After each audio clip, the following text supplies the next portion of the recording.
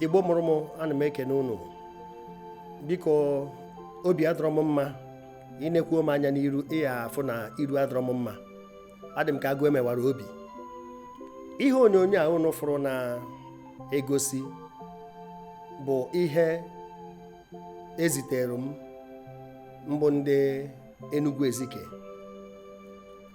ebe ụmụ nwaanyị na-eme protest, ndị mama anyị na ndị ụmụnne anyị ndị nwaanyị na-eme protest maka na ndị ntọ igbu mmadụ akarịgo na be ha.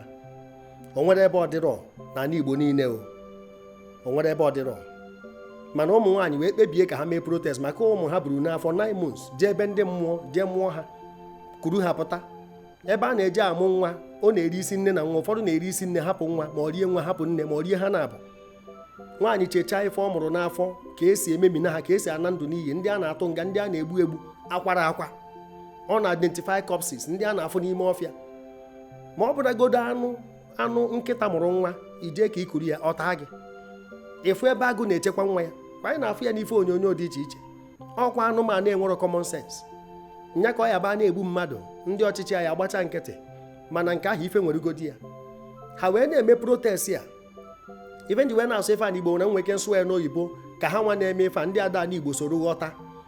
Ịfụ na ha nwee ike ịghọtafi ya, gbawakwa agwa ka ha si akpa agwa.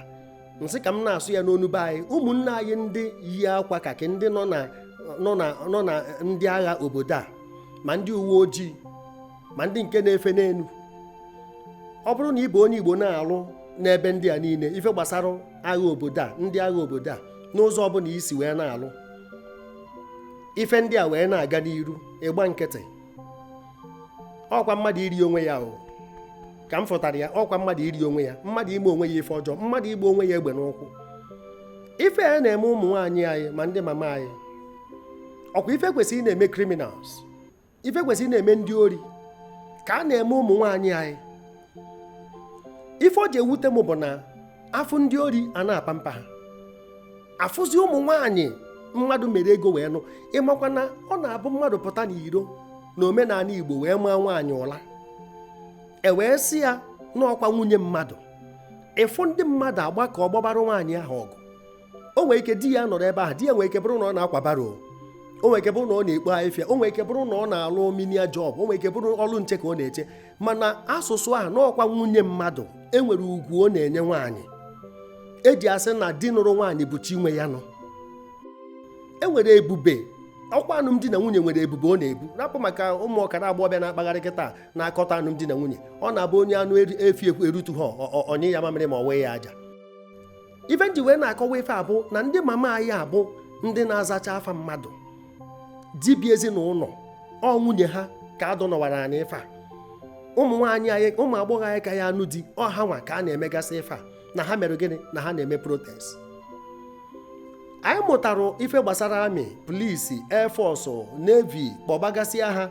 Amụtara ya n'aka ndị ọcha, mana o nwee ife anyị amụtara dị orientation. Anyị amụtara dị orientation chaa. Enwekwa ndị ezigbo mmadụ nọ na ha, mana one ka ha dị.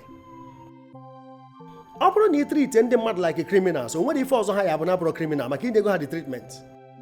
Ife m fụtara eji welu enwe ife ndị a bụ ka echekwa ndị ọma, ka egbochie ndị ọjọọ ịbata. O nwere ife ọzọ m fụrụ eji edebe ife ndị a, ichekwa obodo, bandịrị obodo, teritorị, ichekwa ya nụ. Abịazie n'ime obodo, enwe onye ọbụla ada edebe iwu, mana protest ọ bụ ịda iwu, na-etiri mmadụ ife egwe anya ebe n'akwa. Ọ ife nsị ka m were ife ajụọ ndị ezigbo ọrụ nche bụ ezigbo mmadụ ka nwere egwu Chineke, ejiri obi inu wee banye n'ọrụ a. Unu nene ife a, unu ewere ife onyonyo a wee nye ndị na-arụ ọrụ a ndụmọdụ. Onye ọ na-banyere ọrụ a with frustration, ekwesị ọkwa ka anabata ya. O nwere ndị ji frustration ji anya ike wee bata anya red ka e wee mee ka ego na ya. Ụdị onye ahụ isi anya chekwa gị n'ibu ego, ịma na ya dị ndụ wee narụ, apụ n'ụzọ gbawufu onye ahụ nara ya ego ya. Enwe ndị banyere ọrụ amị na polisi maka na mmadụ mejọrọ ha, onye amị mere ọṅụṅụ mmiri ide, onye amị gbagburu nwanne ya ka dị ọcha, ọ banyezie ọ bụrụzi to take revenge na onye amị ahụ mere ife a, nọọ ndị aka ha dị ọcha.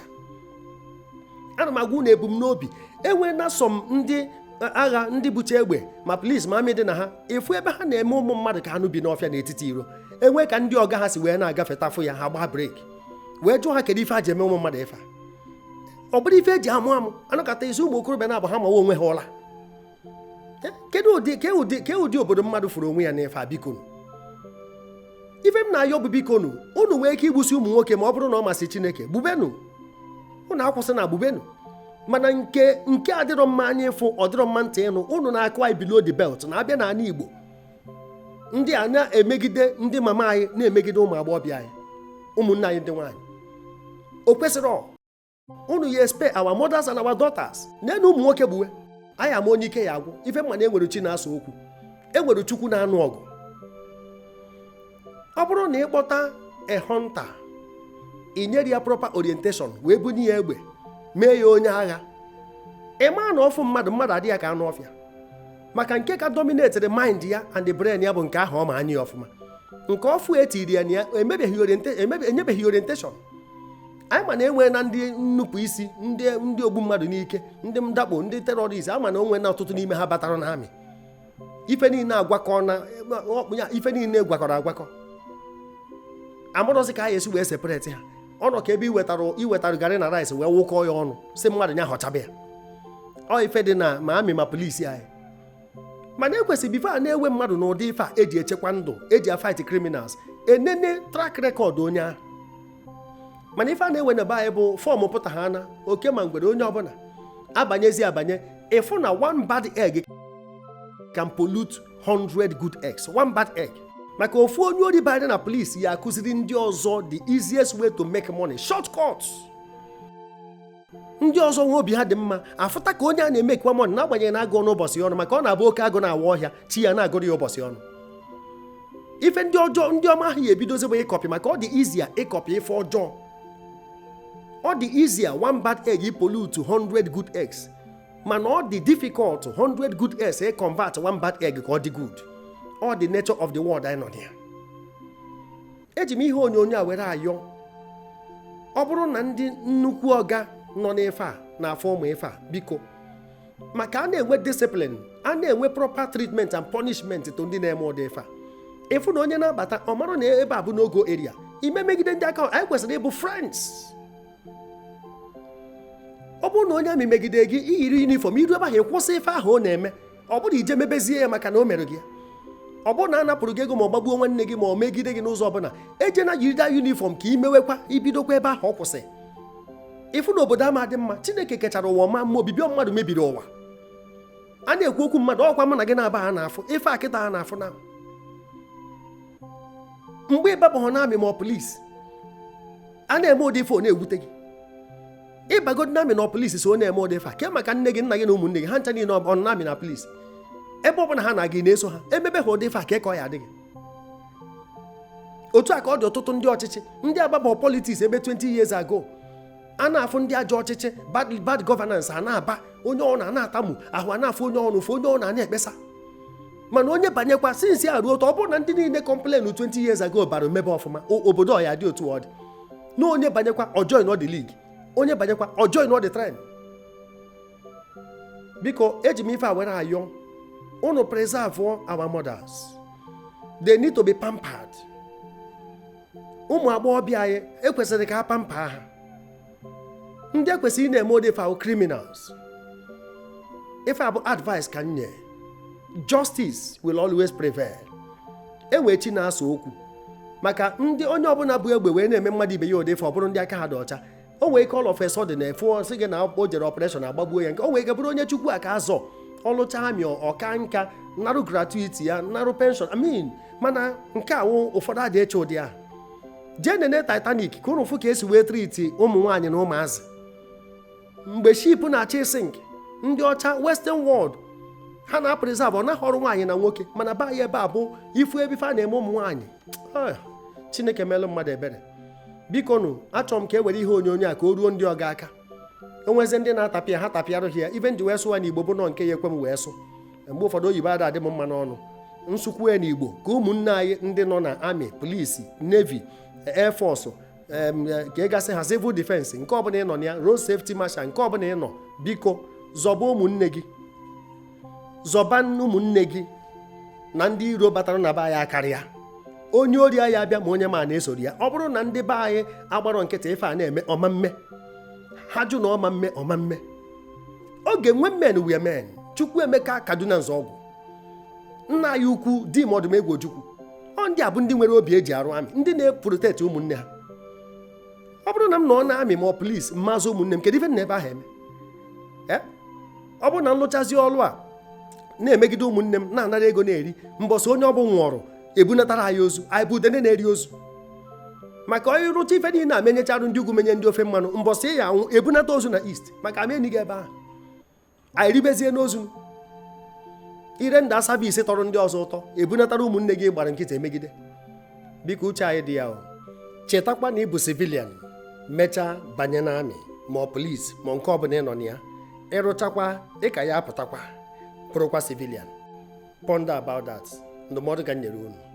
Biko zisa na ihe onyonyo ụmụnne m, afọ mbụ brother Paul Chigbo. Ife anyị na-agba mbọ bụ ka obodo dị mma, ka anyị bie ezigbo ndụ dịka mmadụ Chineke kere eke. Ife ọnwụna dị mma ka anyị tinye aka na ya ka ọ na-agara anyị n'iru. Biko zisa ihe onyonyo a, iwere onyinye nke stars wee na-akwado anyị na our Facebook. Anyị na-ekenekwa ndị na-enye anyị, na-ekene ndị ka ya enye na ume ka eji afụ nwa ọkụ. Isoro anyị na our new Facebook page, God's Agenda Ministries, nke ochie God's Agenda Productions, then our YouTube, God's Agenda TV, TikTok and Instagram at God's Agenda TV. Ana m asị ka Chineke gọzie unu ncha niile dịka ị na-emetụ aka na share button ka ọ dị. Somebody to volunteer to tell us the truth so that we know how to do. Now who now? When I never brought those people. You see what happened? After.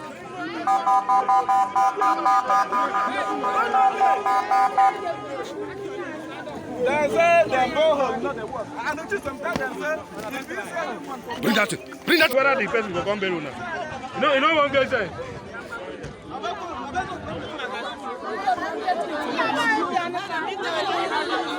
we then go back. Okay,